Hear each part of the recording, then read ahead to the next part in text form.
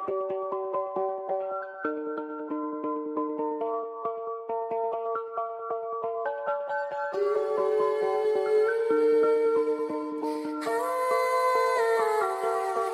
ba lô mà đi, nhìn thật xa, đến nơi phía cuối con đường.